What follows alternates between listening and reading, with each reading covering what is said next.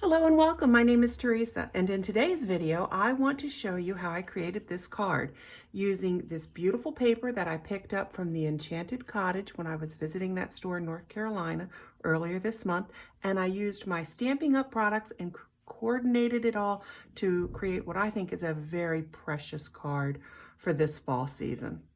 So let's go ahead and get started. The first thing I did when I was trying to choose a complimentary cardstock from Stampin' Up! Was I took my paper, and this, I have nothing but scraps left because I've been creating, and I pulled out, this was an idea I saw, and I wish I could credit the person I saw do this on Facebook. But what I have here is one piece of paper from each of the 4 cardstock collections. I have the brights, the neutrals, the regals, and the subtles, and each one is labeled with the name as well as the item number. If you see one you want, contact your local Stampin' Up! Demonstrator. You can order it from them and which collection it comes from. And I find that these make it really easy. Each one is cut to a finished card size, the standard that I do. So each piece here measures 4 1/4 by 5 1/2. And because of this clip that I have them on, when I get to one maybe that I want to work with, for example, the first one I thought would be good would be this Mossy Meadow. You can just take, I'm going to move these out of the way. They might be too shiny for you with that light.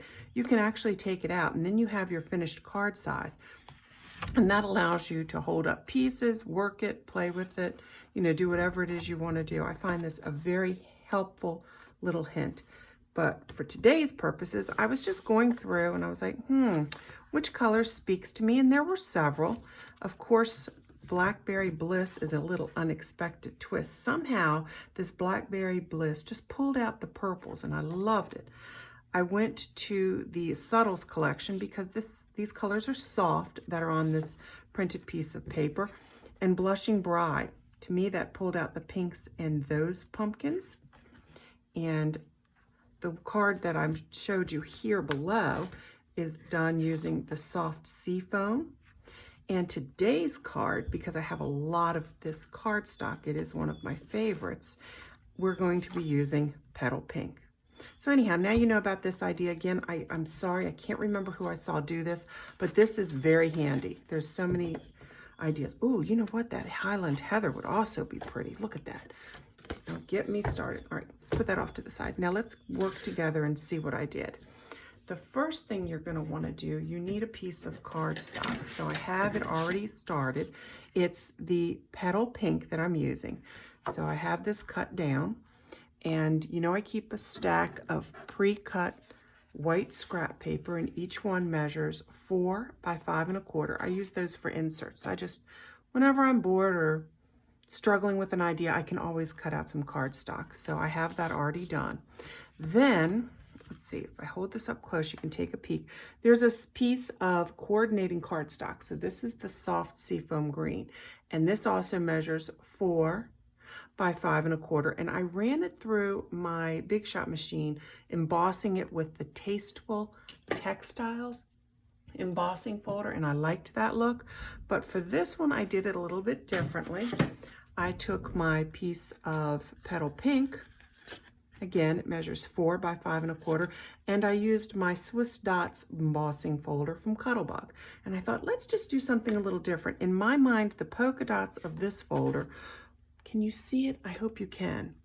There's like little white dots in the background, and I thought it would coordinate very nicely. So we're going to layer that up in a second. There's more to be done to that before I apply it, but wanted to show you. Then let me give you the measurements. This time I cut it to where I'm really going to see this green pumpkin because I thought it would pop really nicely. And this piece of paper measures 3 1/2 by 4 inches, okay? So that's 3 1/2 by 4 inches. Look at that pair. Oh, there's always something different with these papers. Now, I'm going to reveal this and you're going to go, what did you do? I'm kind of cheap, frugal, whatever you want to say. So I took my beautiful foil cardstock in gold, and it measures 3 3/4 by 4 1/4. So it's just a 1/4 inch bigger than this on both sides. But I thought, you know what? I can't have too many of these things cut out. So that's what I did. I went ahead and cut out these 2 pieces. All right, and those come from not Pretty Pumpkins. It's the coordinating die set.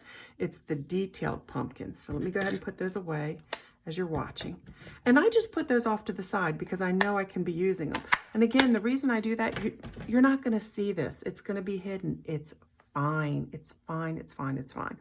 And I could probably get one more thing, maybe a little leaf or two out of there. But for the sake of the video and not boring you all too much, I'm not going to do that. Now I have a corner punch, and this is just going to round the corners.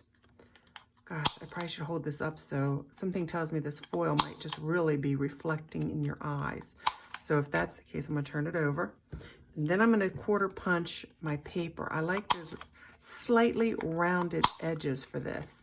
It just kind of goes with the circles on the paper and the nice soft roundness of the pumpkins. All right, and now I want to get it applied to here. So let's just go ahead and Stamping Seal Plus. You know it's my favorite. Well, maybe you don't. Hey, if this is your first time joining us, welcome. I hope you're finding this to be entertaining, informative, inspiring, all those wonderful things. And if you haven't subscribed to our channel, please go ahead and do so. We do appreciate that. Oh, look at this. I'm going to mess it up trying to fix it. Oh, just like me to do that. Okay, and saved. Now this one, I'm going to go ahead and apply. This one will cut. This one, let me stop. This one was cut exactly to it. All right. But this one I wanted to bring in a little bit more. So this would measure 4 inches. But again, this is 3 3/4. So it's going to come in a little bit more. And I'm still going to apply it a little further down. So let me go ahead and put some more Stampin' Seal Plus on here. Oop. Kind of muck that up a little. Let me just put a little bit more there. All right, and then I do need to eyeball this. I want to come down. I'm going to use this Swiss dot sort of as a guide. Maybe I'll come down a little bit further. What I do is I try to line up the bottom piece. Then I take a look to each side and I just hope for the best. There we go. And that's turning out how I want it so far. Now, before I apply this onto our cardstock, I'm making sure it's the right direction. I want to show you a little trick that I did for this gold foil. All right. I have this from Christmas. Now, when things go 90% off in the craft store, your girl cannot help herself. No. I went ahead and picked this up, not necessarily loving the white and the gold together, not knowing what I would use it for, but 90% off to a crafter. Hello, we don't say no. Y'all know it. Come on, you do the same thing. Anyhow, we're going to cut it just a little bit bigger. And then I want just the gold. So let's just separate it. Now, if you've worked with with embroidery thread and stuff like that, you're very familiar with this. If you haven't, it's okay. You just want to get all the gold thread in one hand, all the white thread in another, and then just unwind it. Sometimes you have to work it down a little bit, just untwisting as you go, but it will come. There we go. Now, the cat will love this. So, sorry, I will just throw that in the trash can because I don't want him to get, but look what it did. Isn't that beautiful? Now, I like that. I do have the window open, so this could be disastrous. I want to put that down. I don't want it to go anywhere just in case we get a gust of wind because it's October. It's a cloudy day. It's a Saturday. It's the perfect day after a long week. Don't even get me started about the week. It wasn't even work related. No, I had jury duty, folks. We're not saying anything more about it, but it was a long week. Anyhow, so after a long week, it's nice to come up and play. I'm not calling it crafting today. I'm calling it playing, and I think we should all play. I'm not too old to play. Do something that you enjoy doing. Now, I'm going to try to eyeball this. This could have been a mistake because it's all on the back, but we're going to just try to get this put down. Let's just work one side then the other so it's nice and sticky. And I do want some of this to fan out, so that's okay with me. And apply it. Oops. It's okay. It's okay. It's just that it's so much it doesn't want to hold it. That's okay. We're going to make it work. It's okay. It will work. They're like, Teresa, look at that mess you're doing. It's all right. Just got to get it to where these little pieces are hitting some of that Stampin' Seal Plus, because that's what's happening. Now, since I have this one in place, I think what I'm going to do, just put some more Stampin' Seal right over it, so it holds it much better. Now, then I'm going to turn it around, and we're going to work this. So I want these gold threads to hit where it will get the Stampin' Seal Plus. Let's just put down another piece just to really secure it nice and tight. But look at that. Okay, that's might not be the prettiest. Let's maneuver it. Let's maybe, oh yeah, ooh yeah. See, sometimes it doesn't work out the way you are planning on it, and it's even better. I think that happens to me all the time. Now, making sure I'm putting it to the correct side of the card.